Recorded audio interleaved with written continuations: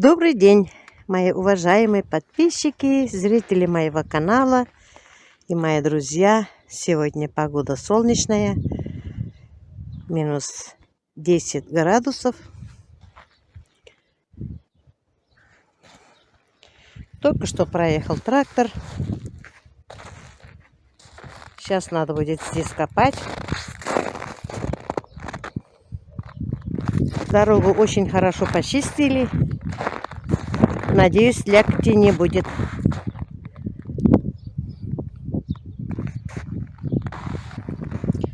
А у меня будет.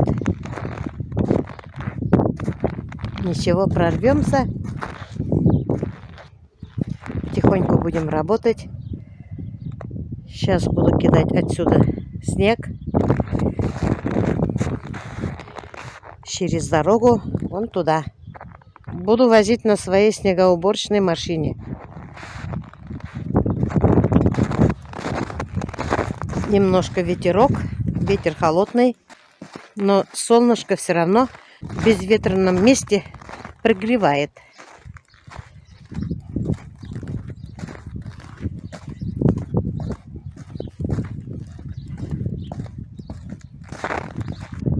Опять беру на один штык и копаю.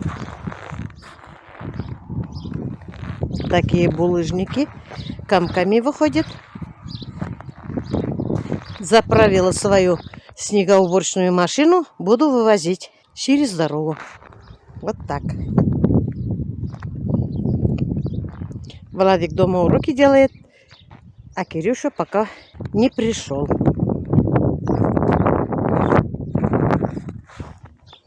Вот так буду работать. Здесь я могу на машине проехать, все равно хочу отсюда убирать немножко. Вся моя работа сегодня будет здесь. Я заказала 6 литров молока коровьего. Мне привезли. Одна бутылка молока стоит 60 рублей, а котык стоит 50 рублей. Хочу я красный творог. Кызыл эремчек делать, потому что у меня приедут в субботу в гости брат с женой. Наиля жени и Зяки Авой. Вот я хочу тоже сделать красный творог. Заказала для них сметану и творог. У коз у меня мало молока. Заказала еще сметану и творог. В пятницу мне привезут. Я готовлю так гостинцы для брата. У Машеньки у меня молока мало, но каждый день пока доится. Поэтому я стала молоко покупать. Я беру молоко только от них, у Светы с Юлдашем. Они тоже соседи, кстати, моей Флоры. Я поднимаю, смотрю вот здесь. Тут все чисто. Если плохо процеживано, если вымя у коровы не моют, вся грязь собирается вот здесь. И привкус будет не очень хороший. Они чистоплотные, я сама их знаю. Последнюю корову я продала Свете с Юлдашем. Эта корова очень хорошо молоко давала. Утренней с вечерней дойкой вместе летом дошло до 28 литров. Вот эта корова. Корова у меня была пестрая, черно-белая пестрая. Когда мы брали внуков к себе домой жить, мы еще скотину держали. Корова у нас была. Я очень себя чувствовала плохо. После потери сына я долго не могла в себя прийти. И я думала, что нам будет очень тяжело держать скотину. 5 часов надо утром вставать, подоить коров, выгнать в табун. Да и дальше очень много хватает дел в деревне, особенно летом. Я их водила в садик, они были маленькими, 3 года и 5 лет было. Я где-то 1 год держала, и я работала на рынке. Мы и продали корову. Я и не заметила, как все это произошло. Я, наверное, думала, что скотина будет мешать мне поднять детей. Я, конечно, ошиблась, но я не жалею. Я продала свою корову очень хорошим людям. И я каждый раз, заходя в сарай, плакала. Мне не хватало что-то в сарае. И решила я купить козочку. Машеньку купила я. Машеньке было месяц.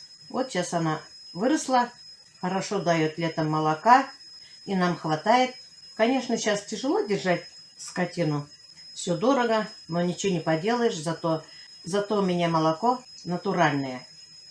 Я и простоквашу делаю, и кашу варю.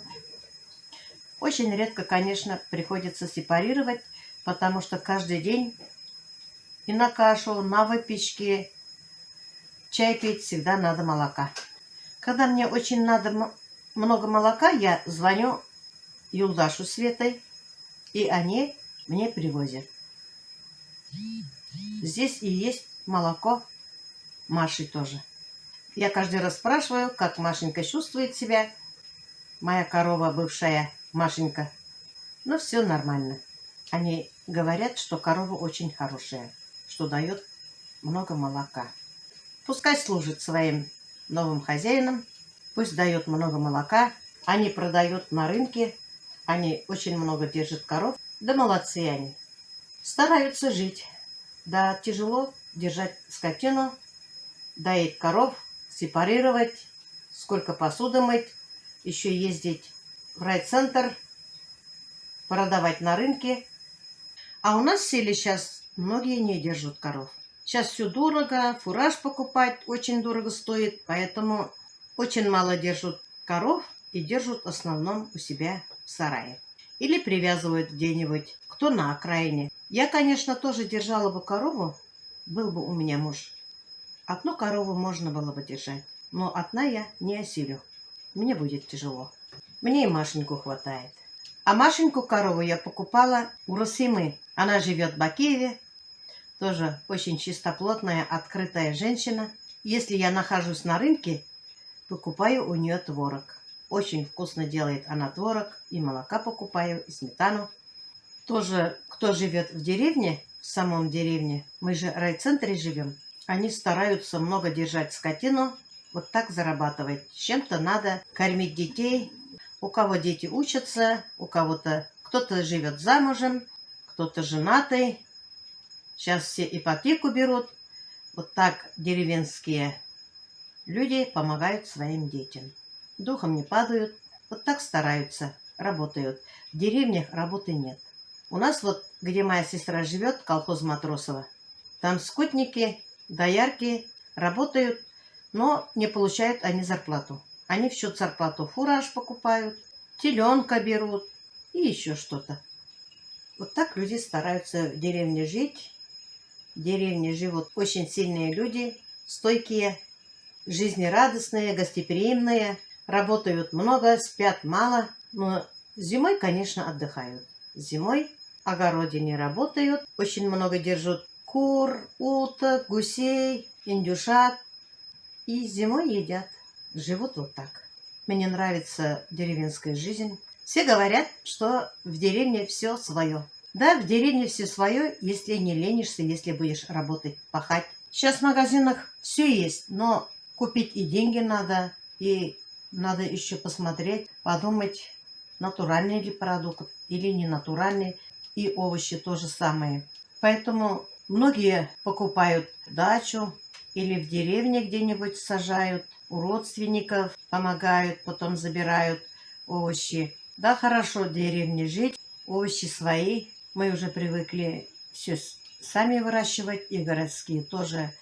Вот у меня брат с женой тоже, у них есть сад, у них там и баня есть, навес есть, машину ставить.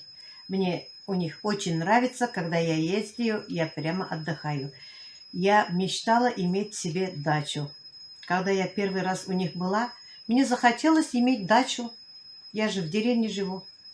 Мне хотелось куда-то ездить, там ночевать, что-то работать. После работы в бане искупаться, как они сейчас делают. Вот у меня глаза загорелись. Детям говорю, я хочу иметь дачу. Они говорят, вон у тебя, где картошку сажаешь, возьми палатку и ночуй там. Вы знаете, где я сажала картошку. Я говорю, я в палатке ночевать где-то боюсь. Вот так у меня глаза загорелись. А брат с женой говорят, а ты к нам приезжай. Будешь здесь работать, отдыхать, в бане купаться. У тебя как на даче же? Никуда не надо ездить, бензин не надо тратить. Все в доме, и баня, и огород, и дом, телевизор, все у тебя дома. Вот захотелось мне вот так. иметь себе сад, дачу. Но сейчас уже остыло. Думаю, все-таки же я в деревне живу, все рядом. Вы, наверное, думаете, мой брат и Найля Жеңей так долго не приезжали. Заболела Найля Жеңей, она упала и сломала ключицу. Она ходила в гипсе, нельзя было ей купаться. А сегодня у нее гипс сняли, поэтому я ее позвала в баню. Сначала нельзя было купаться, а сейчас уже можно. Даже врач сказал, говорит, нужно. Они так любят у меня купаться в бане, радуются, не нарадуются. Потом все вместе чай пьем с разными травами. Это красота. Хорошо, что они у меня есть. Да еще придут дети купаться в субботу. Все вместе накрою стол, приготовлю вкусненькое. Будем разговаривать, делиться. Хочу у них советы спрашивать, как справлять поминки мужа. Я знаю, как справлять, но все равно с братом я всегда и с его женой делюсь, советуюсь. Все-таки они же мне остались вместо папы и мамы. Я обожаю их. Я их очень люблю и дорожу. Они тоже всячески стараются мне помогать и морально, и материально, своими советами. Меня всегда поддерживают. Мне очень приятно, что у меня они есть. Дай Всевышний им здоровья и долголетия.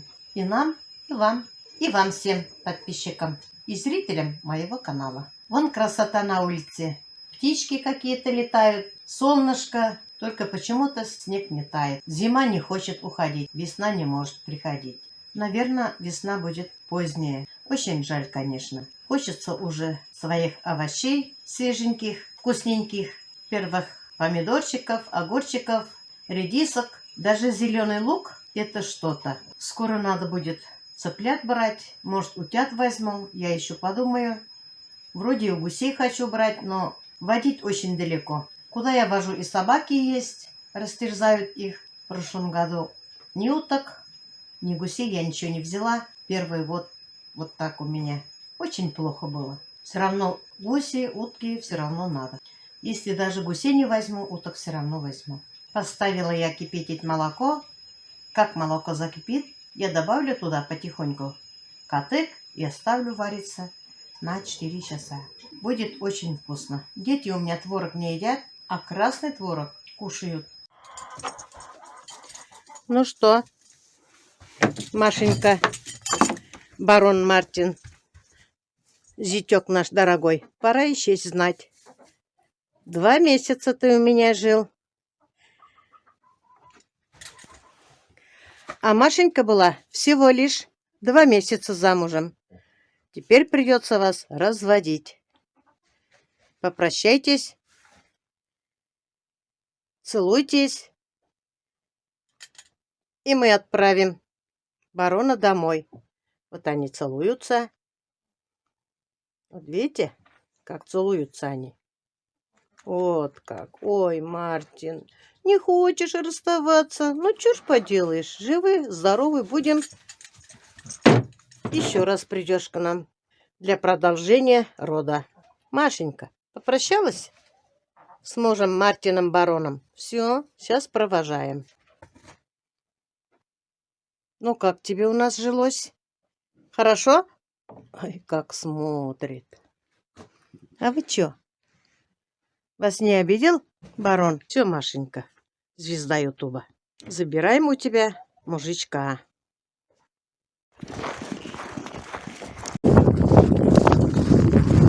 Вот так домой идет. Соскучился барон по хозяйке.